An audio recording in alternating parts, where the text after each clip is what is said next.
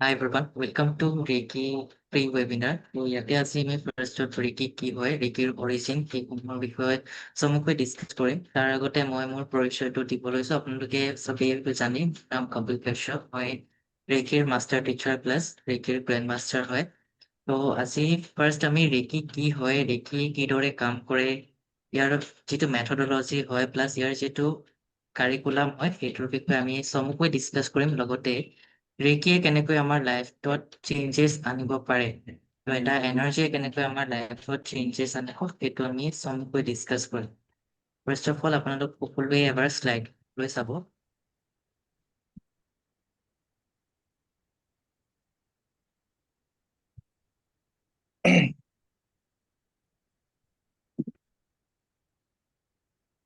Okay, তেখেত হৈছে doctor মিকাও উচুই, ৰেকিৰ grand master. তো তেখেতক আমি এইকাৰণেই দেখাইছো কাৰণ তেখেতৰ বাবে আমি আজি এই ৰেকি এনাৰ্জিটো আমাৰ জীৱনত আমি লাভ কৰিব পাৰিছো as a blessings, as a gift. তো ঠিক আছে, তো মিকাও উচুই এখন কলেজৰ প্ৰবক্তা আছিলে বা প্ৰফেচৰ আছিলে। তো মিকাও উচুইয়ে নিজৰ ক্লাছত এদিন বুদ্ধিজিমৰ বিষয়ে পঢ়াই আছিলে আৰু বুদ্ধিজিমৰ এখন বুকত উল্লেখ আছিলে যে আমি মানুহক হাতেৰে স্পৰ্শ কৰিও বেমাৰ ভাল কৰিব পাৰো। তেতিয়া ডক্টৰ মিকাওচিক তেখেতৰ ষ্টুডেণ্টে সুধিছিলে যে কেনেকৈ এইটো পচিবল হয় যে আমি কাৰোবাক টাচ কৰিয়েই ভাল কৰিব পাৰো। তো সেই প্ৰশ্নটো মিকাওচিৰ মনতো আহিলে, যাৰ ফলত মিকাওচুৱে নিজৰ কলেজত ৰেজিগনেশ্যন দি লৈ তেওঁ ৰিকিৰ বিষয়ে ৰিচাৰ্চ কৰিবৰ কাৰণে আহিল। তেনেকে তেখেতে বিভিন্ন ধৰণৰ জাগাত গৈ ৰিকিৰ বিষয়ে বিচাৰিছিলে, নলেজ বিচাৰিছিলে, বাট তেনেকে পোৱা নাছিলে। শেষত তেখেতে ভাৰতলৈও আহিলে। ভাৰতলৈ আহি এখন তেখেতে চাৰ্চত বুদ্ধিজিমৰ এখন মন্দিৰত মনস্ত্ৰীত তেখেতে গলে আৰু তাৰে এজন বুদ্ধিজিমৰ বাবাই তেখেতক ৰিকিৰ বিষয়ে আমুকখন গ্ৰন্থত আছে বুলি এখন কিতাপৰ নাম দিলে। সেই কিতাপখন তেখেতে পঢ়িলে আৰু পঢ়াৰ পিছত তেখেতে এটা গুহাৰ ভিতৰত গ'ল, পৰ্বতৰ ভিতৰত গ'ল। সেই পৰ্বতৰ ভিতৰত তেখেতে 21টা পাথৰ লৈ সাধনা বা মেডিটেশ্যনত বহিছিল। তো প্ৰতিদিনে তেখেতে মেডিটেশ্যন কৰিছিলে আৰু এটা এটা পাথৰ দলিয়াই গৈ আছিল। তো তেনেকৈ তেখেতে 21 দিন সেই গুহাটোৰ ভিতৰত থাকি মেডিটেশ্যন কৰিলে। মেডিটেশ্যন কৰি প্ৰতিদিনে একো একোটা পাথৰ দলিয়াই গৈ থাকিলে আৰু তেনেকৈ একো পোৱা নাছিল। ঠিক আছে, কিন্তু শেষৰ দিনা 21 নম্বৰ দিনাও তেখেতে একো নোপোৱা দেখি পাথৰটো যেতিয়া দলিয়াই দিছিলে, সেই পাথৰটো আহি তেখেতৰ মূৰত লাগিছিল। মূৰত লগাত তেখেত অচেতন হৈ পৰিল, অৰ্থাৎ তেখেতৰ চেন্সটো নোহোৱা হ'ল। আৰু তাৰ পিছতে তেখেতৰ ওচৰলৈ এটা দিব্য জ্যোতি বা পোহৰ আহি পৰিছিলেহি। আৰু সেই পোহৰটো পৰাৰ পিছতেই তেখেতে আহ সেই এনাৰ্জিটো লাভ কৰিছিলে, কিন্তু এনাৰ্জিটোৰ বিষয়ে তেখেতে গম নাপালে। আৰু যেতিয়া আহি আছিল তেখেতে বিষ অনুভৱ হোৱাত সেই জেগাডোখৰত তেখেতে হাতেৰে স্পৰ্শ কৰিছিল। স্পৰ্শ কৰোতে তেখেতে সেই যিটো বিষ অনুভৱ কৰি আছিলে, পেইন হৈ আছিলে, সেই পেইনটো তেখেতৰ নোহোৱা হৈছিলে। আৰু তেখেতে তেতিয়াই গম পাইছিলে যে তেখেতে কিবা এটা 1% হলেও সেই মেডিটেশ্যনটোৰ যোগেদি লাভ কৰিছে। ইয়াৰ পিছতে তেখেতে 21 দিন একো নোখোৱাকৈ যিহেতু গুহাৰ ভিতৰত সোমাই আছিলে, তো সেইকাৰণে তেখেতে আহি থাকোতে এগৰাকী আইতাৰ দোকানত আহিলে আৰু আইতাৰজনীৰ ওচৰত তেখেতে কিবা খাব বিচাৰিল। যিহেতু 21 দিন তেখেতে একো নোখোৱাকৈ আছিলে, আইতা গৰাকীয়ে তেখেতক মানে পাতলা আহাৰ খাবলৈ কৈছিলে, যিটো একদম লাইট ফুড গ্ৰহণ কৰিব কৈছিলে। কিন্তু তেখেতৰ যিহেতু ভোক লাগিছিলে, তেখেতে যি আছে তাকে দিবলৈ কোৱাত আইতা গৰাকীয়ে তেখেতৰ বাবে ৰান্ধিব গ'ল। ৰান্ধিব যাওঁতে মিকাওচুই এখন চকীত বহি আছে আৰু আইতা গৰাকীৰ নাতিয়েক গৰাকীৰ দাঁতৰ বিষ হৈ থকাত তেখেতে এনেকে হাতখন দি বহি থকাত সুধিলে যে মিকাওচুই তোমাৰ কি হৈছে? তেতিয়া আইতা গৰাকীয়ে ক'লে যে এয়া মোৰ নাতিনী হয়, তো তাইৰ দাঁতত বিষ হৈ আছে, সেইটো কাৰণে তাই এনেকে মন মাৰি কান্দি আছে। তেতিয়া মিকাওচুৱে ছোৱালীজনীৰ ওচৰলৈ গ'ল, ক'লে যে মই তোমাৰ ইয়াতে চুব পাৰো নেকি? তো তেতিয়া ছোৱালীজনীয়ে দিলত মিকাওচুৱে তাতে টাচ কৰিলে। টাচ কৰাৰ পিছত ছোৱালীজনীৰ পেইনটো নোহোৱা হ'ল, অৰ্থাৎ বিষটো নোহোৱা হ'ল। তাৰপিছতে মিকাওচুৱে যিহেতু লঘু আহাৰ খাব নোপোৱাৰ স্বত্বেও মিকাওচুৱে খালে, কিন্তু মিকাওচুৰ ওচৰত যিহেতু সেই এনাৰ্জিটো আছিলে, মিকাওচুৰ একো নহল। ঠিক আছে, তাৰপিছতে মিকাওচুৱে আহি থাকোতে বাটত কিছুমান মগনীয়া পাইছিলে। সেই মংগোলীয়া লোকসকলকো মিকাওছুৱে ৰেকি শিকাইছিলে। শিকোৱাৰ পিছত তেওঁলোকেও ৰেকি অনুশীলন কৰিবলৈ ক'লে, যিহেতু তেওঁলোকে ভিক্ষা কৰি খাইছিলে। ত' মিকাওছুৱে ক'লে যে তোমালোকে আজিৰ পৰা ভিক্ষা নকৰি ৰেকি অনুশীলন কৰা, ৰেকিয়ে তোমালোকৰ জীৱনত পৰিৱৰ্তন আনিব। তাৰপিছত মিকাওছুৱে ৰেকিৰ বিষয়ে প্ৰচাৰ আৰু প্ৰসাৰ কৰিবৰ কাৰণে ঘূৰি ফুৰিছিলে, আৰু ইয়াৰ পিছতেই যেতিয়া তেখেতে পুনৰ নিজৰ জেগালৈ ঘূৰি আহিছিলে, তেতিয়া সেই ভিক্ষাৰীসকলে পুনৰ ভিক্ষা মাগি থকা দেখিলে, আৰু তেতিয়াই মিকাওছুৱে গম পাইছিলে যে ফ্ৰীতে দিলে একো বস্তুৰ মূল্য নাথাকে। তেনেকৈ আজিৰ বিশ্বত সকলোৱে ৰেকি বিষয়ে জানে আৰু ৰেকি অনুশীলন কৰি আহিছে। ত' ৰেকিৰ ক'বলৈ গ'লে আমাৰ 1922 ইয়াৰ সৃষ্টি বা পুনৰ ডিস্কভাৰ হৈছিলে বুলি কোৱা হয়, বাট ইয়াৰ বিষয়ে এতিয়ালৈকে সঠিক নলেজ পোৱা নাই। ঠিক আছে। ত' আমাৰ প্ৰত্যেকৰে ওচৰত ৰেকি এনাৰ্জি থাকে জন্মৰ পৰাই, কিন্তু আমি ইয়াক চিনি নাপাওঁ, লগতে আমি ইয়াৰ অনুশীলন কৰা নাই বাবে আমি গম নাপাওঁ। ঠিক আছে। ত' যদি চোৱা যায় পিকচাৰখনত যেনেকে হাতৰ পৰা কিছুমান পোহৰ ওলাইছে, ত' এই পোহৰটো বা এই এনাৰ্জিটোৱে হৈছে ৰেকি এনাৰ্জি। ঠিক আছে। হোৱাট ইজ ৰেকি বুলি যদি কোৱা যায়, ৰেকিটো দুটা শব্দৰ এটা মিশ্ৰণ হয়। ত' ৰে মানে হৈছে ইউনিভাৰ্চেল আৰু কি মানে হৈছে লাইফ ফৰ্চ এনাৰ্জি, অৰ্থাৎ ইউনিভাৰ্চেল লাইফ ফৰ্চ এনাৰ্জি, যি এনাৰ্জিয়ে আমাৰ জীৱনত এটা হিলিং উৰ্জাৰ দৰে কাম কৰে, অৰ্থাৎ বিশ্বব্ৰহ্মাণ্ডীয় মহাজাগতিক প্ৰাণ শক্তি, উৰ্জা শক্তি। ত' ৰেকিৰ বিষয়ে জানিবলৈ যাওঁতে আমি আমাৰ চক্ৰসমূহৰ বিষয়েও জানিব লাগিব। আমাৰ য়োগাতে হওক বা যিকোনো ধৰণৰ মেডিটেশ্যনতে হওক, আমাৰ শৰীৰৰ 7টা শক্তি কেন্দ্ৰৰ বা চক্ৰৰ কথা উল্লেখ কৰা হয়। এই চক্ৰসমূহৰ যোগেদি আমাৰ শৰীৰত এনাৰ্জি অৰ্থাৎ প্ৰাণ শক্তিৰ প্ৰবাহ হয় বুলি কোৱা হয়। ত' ইয়াৰে আমি চক্ৰসমূহ হৈছে ক্ৰাউন চক্ৰ, যিটোক অসমীয়াত আৰু হিন্দীত সহস্ৰাৰ চক্ৰ বুলি কোৱা হয়। তাৰপিছতে আহিলে থাৰ্ড আই চক্ৰ, যিটোক আজ্ঞা চক্ৰ বুলি কোৱা হয়। ক্ৰধ চক্ৰক কোৱা হয় বিশুদ্ধি চক্ৰ, হাৰ্ট চক্ৰক কোৱা হয় অনাহত চক্ৰ, চলাৰ প্লেক্সাছ চক্ৰক কোৱা হয় মণিপুৰ চক্ৰ, চেক্ৰেল চক্ৰক কোৱা হয় স্বাধিষ্ঠান চক্ৰ, ৰোট চক্ৰক কোৱা হয় মূলাধাৰা চক্ৰ। এই 7টা চক্ৰই হৈছে আমাৰ শৰীৰৰ প্ৰাণ কেন্দ্ৰ। এই 7টা চক্ৰৰ যোগেদি আমাৰ শৰীৰত এনাৰ্জি ফ্ল' হয়। ঠিক আছে। ত' ৰেকি আমি কিয় শিকিব লাগে বুলি যদি সোধা যায়, ত' ৰেকি আমি এই কাৰণেই শিকিব লাগে, কাৰণ ৰেকিৰ ওচৰত এটা পাৱাৰ আছে, যিটোৱে আমাৰ দৈনন্দিন জীৱনত যথেষ্ট পৰিমাণৰ চেঞ্জেছ আনিব পাৰে। ঠিক আছে। এতিয়া আপুনি ভাবিব পাৰে যে ৰেকি কিয় শিকিম, বেনিফিট কি হয় ৰেকি শিকিলে, বা ৰেকি কৰি আমি কি পাম। ত' সেইটো যদি ভাবা যায়, তেতিয়াহ'লে ৰেকিৰ যোগেদি আমি কি কি কৰিব পাৰো এবাৰ চাওঁ আহক। ত' বেনিফিট অফ ৰেকি বুলি যদি চোৱা যায়, তেতিয়াহ'লে ইয়াতে ফাৰ্ষ্ট বেনিফিটটো হৈছে যে ষ্ট্ৰেছ ৰিডাকশ্যন। ত' আমাৰ শৰীৰত যদি ষ্ট্ৰেছ থাকে, এনজাইটি থাকে, সেই এনাৰ্জিটোৱে ভাগৰুৱা অনুভৱ কৰে, তেতিয়া যদি আপোনালোকে ৰেকিৰ সহায় লয়, ৰেকি হিলিং কৰে, তেতিয়াহ'লে ষ্ট্ৰেছ দূৰ কৰাত সহায় কৰে। আমাক physically, emotionally, socially, mentally, spiritually, financially এইকেইটা দিশত বেলেঞ্চ কৰাত, লগতে হিল কৰাত সহায় কৰে। মই যিকেইটা চক্ৰ দেখুৱালো, সেই চক্ৰকেইটাৰো বেলেঞ্চ কৰাত সহায় কৰে, চক্ৰকেইটা হিলিং কৰে। ৰেকি কৰিলে আপোনাৰ ওচৰলৈ পজিটিভিটি আহিব, লগতে আপুনি এটা ভাল টোপনি যাব পাৰিব। খুব ভালকৈ আপোনালোকৰ ফিজিকেল হিলিং হয়। ঔষধৰ লগতে যদি মেডিকেল ট্ৰিটমেন্টৰ লগতে আপোনালোকে ফিজিকেল হিলিঙো কৰে, তেতিয়াহ'লে ৰেকিৰ যোগেদি খুব সোনকালে হিলিং হয়। আমাৰ যিবোৰ নিগেটিভ থটছ আছে, নিগেটিভ এনাৰ্জি আছে, আমাৰ অৰাত থকা সেই নিগেটিভ এনাৰ্জিসমূহ দূৰ কৰাত ৰেকিয়ে সহায় কৰে, লগতে আমাৰ মাজত চেল্ফ লাভ ইনক্ৰিজ কৰে। দেন আমাৰ ফ'কাছ কনচেনট্ৰেশ্যন, অৰ্থাৎ আমাৰ যিটো ধ্যান ধাৰণা, এই দুয়োটা বস্তু ইনক্ৰিজ কৰাত সহায় কৰে। ৰিলেশ্যনশ্বিপসমূহ ইনক্ৰিজ কৰে, লগতে মেনিফেষ্টেশ্যন পাৱাৰ, যিটো আমি উইচ ফুলফিলমেণ্ট বুলি কওঁ, ত' উইচ ফুলফিলমেণ্ট কৰাটো ৰেকিয়ে সহায় কৰে।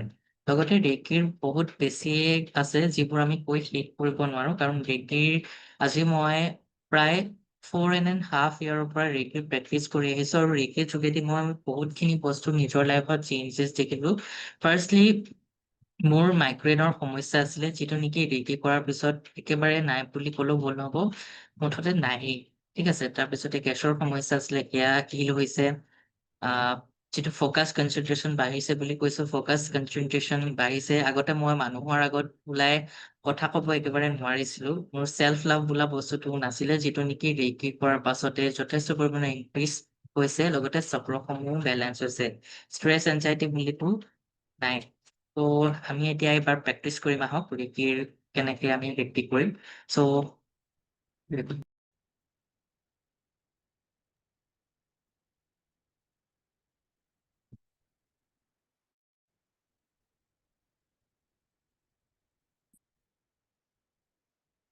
কিবা ক'ব?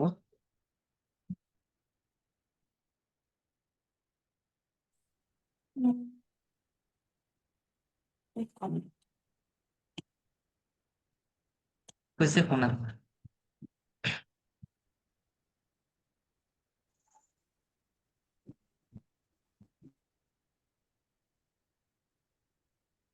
ভইচ শুনা পাই আছে ন? প্ৰব্লেম হৈছে নেকি ভইচ শুনাত? ডাউট নাই। মোৰ পৰা হিলিং ল'ব বিচাৰে নেকি? Sir hello'. হয় হয় কওক। ছাৰ, ৰেকি শিকিলে 21 ডেইজ মাছ মাংস খাবলৈ নালাগে বুলি কয়, এইটো খাব নোৱাৰি নেকি? পাৰি, আমাৰ ওচৰত পাৰি, কিন্তু যিদিনাখন আপুনি ৰেকিৰ দীক্ষা পাব, অৰ্থাৎ যিদিনাখন আপোনালোকক এটুইনমেণ্ট দিয়া হ'ব, সেইদিনাখন কিন্তু আপোনালোকে খাব নালাগে। কিয় খাব নালাগে? কাৰণ আপোনাৰ বডিত আমি এটা এনাৰ্জি দিওঁ, সেই এনাৰ্জিটো এতিয়া মাছ বা মাংস সেইটো হৈছে খুব সোনকালে হজম নহয়, ৰাইট? ত' যদি আমি ৰেকি শিকাৰ পিছতে মাছ মাংস খাওঁ, আমাৰ বডিৰ সেই এনাৰ্জিটোৱে মাছ মাংসটো হজম কৰাত বেছি ফ'কাছ কৰিব। চ' সেইটো কাৰণে খাব দিয়া নহয়, যাতে আপোনাৰ বডিত এনাৰ্জিটো ফ্ল' হয়। বাকী আপুনি দীক্ষা পোৱাৰ নেক্সট ডেৰ পৰাই এগেইন নন ভেজ খাব পাৰিব। হয়। আৰু ছাৰ মই ছেকেণ্ড ডিগ্ৰী লৈছো। উম, প্ৰথম কেইদিন মানে মেডিটেশ্যন কৰাৰ পিছত খুব ভাল লাগি থাকে মনটো। পাছত আকৌ মানে মনটো আকৌ বেয়া হৈ যায়। তেনেকুৱা কেলে বা হয়? আপুনি আগৰ নিজৰ নিচিনা হৈ যায়। আপুনি মে বি নিজৰ চক্ৰসমূহত আৰু অলপ ফ'কাছ কৰাটো প্ৰয়োজন, লগতে নিজৰ অৰাটো ক্লিন কৰিব, যাতে অৰাত থকা নিগেটিভিটিছসমূহ আপোনাৰ পৰা দূৰ হৈ যায়। ঠিক আছে? হয়। অ'কে, ছাৰ, আপোনালোকে হয়। আমি এতিয়া ৰেকি শিকিব গৈ আছো ধৰক 2 দিনমানৰ পিছৰ পৰা আপোনাৰ ওচৰত। ৰেকি শিকিলে আমি কেনেকুৱা ধৰণৰ বস্তুবিলাক কণ্টিনিউ কৰিব লাগিব লাইফ টাইমৰ কাৰণে? ৰেকিৰ এনাৰ্জিটো আমি যুগমীয়া কৰিবৰ কাৰণে ধৰক ৰেকিৰ এনাৰ্জিটোৰ সৈতে আমি সদায় কাম কৰি থাকিবৰ কাৰণে আমি কেনেকুৱা ধৰণৰ কিছুমান নিয়ম ফ'ল' কৰিব লাগিব, এবাৰ ক'ব নেকি? ডেইলি ৰেকি কৰিলেই হৈ যাব, আৰু একো নিয়ম তাতে নাথাকে। যদি ডেইলি আপোনালোকে নিজৰ হিলিংটো কৰি থাকে, নিজৰ চক্ৰসমূহৰ ওপৰত কাম কৰে, দেন আপোনালোকে আৰু একো নিয়ম ফ'ল' কৰিব নালাগে। ঠিক আছে? মোৰ আৰু ৰেকি বিষয়বত কিবা পাঁচ ৰেকি আছে? হা? মোৰ বিষয়বত কিবা ৰেকি আছে নি? মোৰতো গধুৰ লাগি থকা। তাতে আপোনালোকে নিজৰ থাৰ্ড আই চক্ৰত হিলিং কৰিব পাৰে। ত' হিলিং কৰিলে আপোনালোকৰ ৰেকিৰে সেই এনাৰ্জিটো মানে সেই পেইনটো হিল কৰাত হেল্প কৰিব।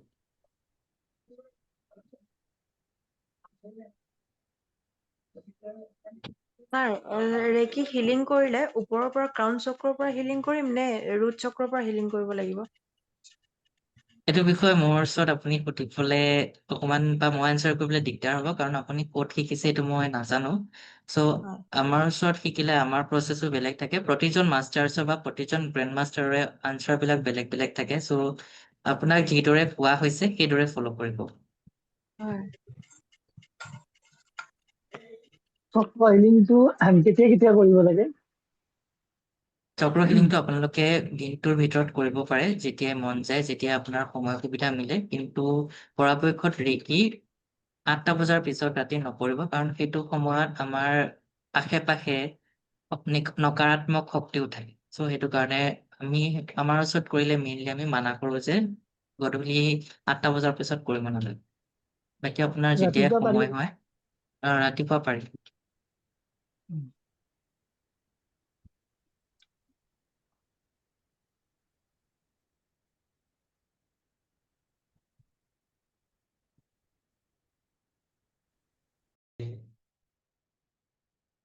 কোনে কোনে কেনেকুৱা ফিল কৰিলে?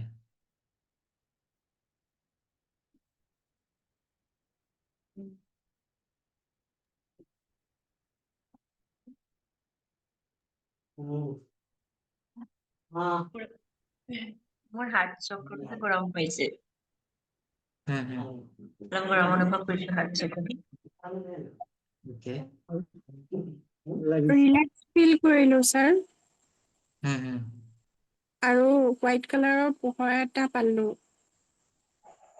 okay. উম,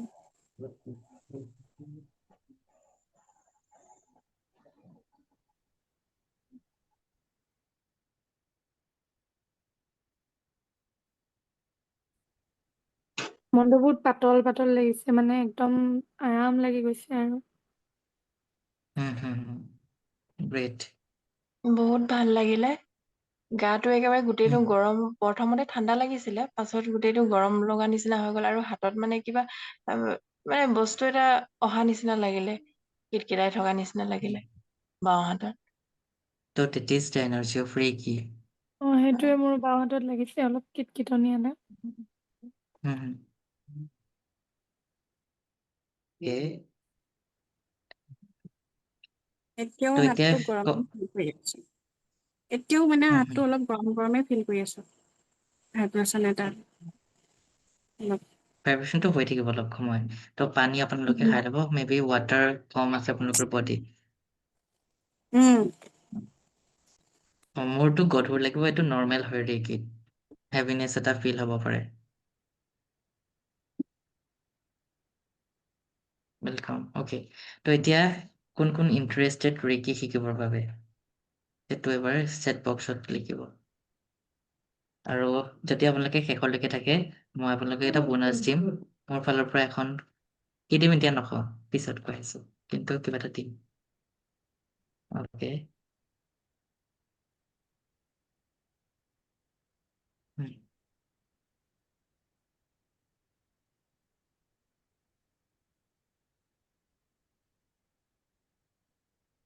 তো মই এবাৰ আমাৰ ফাৰ্ষ্ট জিকি ৰেকিৰ কি কি শিকিব আপোনালোকে এবাৰ দেখাই দিছো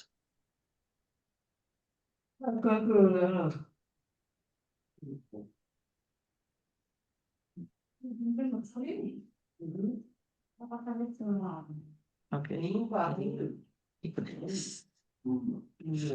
তো ফাৰ্ষ্ট জিকি অসমীয়াতে দি দিছে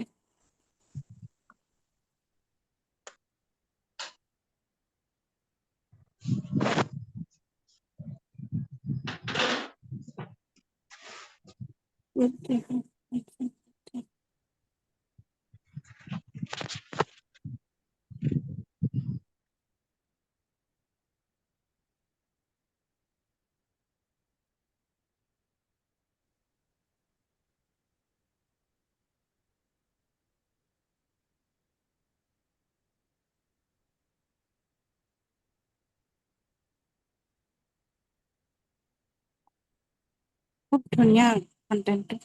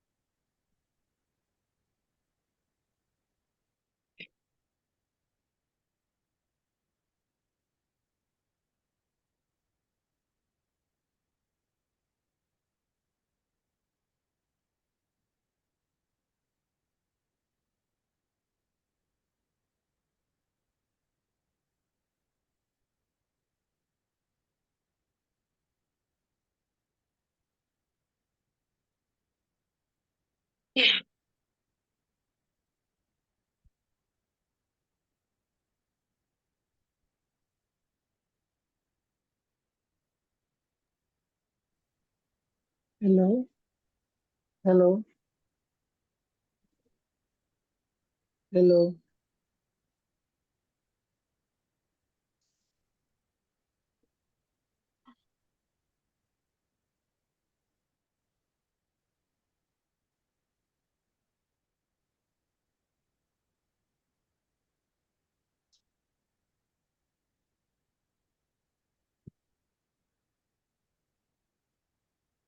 So sorry.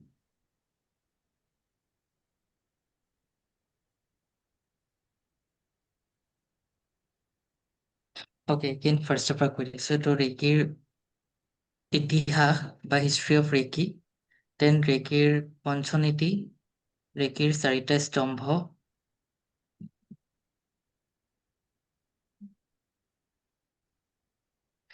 দেন আমাৰ বডিৰ 7টা চক্ৰ কি হয়, দেন চক্ৰসমূহৰ বীজমন্ত্ৰ কিছুমান থাকে, সেই বীজমন্ত্ৰসমূহ কি কি, আভামণ্ডল কি হয় বা অৰা কি হয়, অৰা কেনেকৈ পৰিষ্কাৰ কৰিব পাৰি, অৰা পৰিষ্কাৰ কৰিলে কি হ'ব, এয়া শিকা হ'ব। আমাৰ শৰীৰৰ 7টা চক্ৰ কেনেকৈ হিল কৰিব ৰেকিৰ যোগেদি। লগতে আপোনালোকে জানেনে যে ৰেকিৰ যোগেদি আমি পানী চাৰ্জ কৰি খাব পাৰো, যি অতি সোনকালে কাম কৰে। লগতে আমাৰ ঘৰটো আমি হিলিং কৰি বা ক্লিনিং কৰিব পাৰো। আমাৰ খোৱা খাদ্যসমূহ ফুডছ বিলাক আমি হিলিং কৰিব পাৰো। লগতে আমি এইসমূহ চাৰ্জ কৰি খাব পাৰো। আমি কেনেকৈ নিজক হিলিং কৰিম, কেনেকৈ নিজক প্ৰটেকশ্যন দিম, আমি কেনেকৈ নিজৰ অৰাটো নিজে চাব পাৰিম যে আমাৰ অৰাটো কেনেকুৱা দেখিবৰ বাবে, কেনেকৈ আমি নিজৰ অৰাটো ফিল কৰিম, প্লাছ নেচাৰেল কিছুমান ক্লিনিং টেকনিক্স থাকে, সেয়া শিকা হ'ব। নেচাৰেল গ্ৰাউণ্ডিং প্ৰচেছ কিছুমান থাকে, সেই গ্ৰাউণ্ডিং প্ৰচেছসমূহ ৰেকিৰ ফাৰ্ষ্ট লেভেলত শিকা হ'ব। চ' ফাৰ্ষ্ট লেভেল আমাৰ ষ্টাৰ্ট হ'ব, ডেটটো মই কৈ দিছোঁ।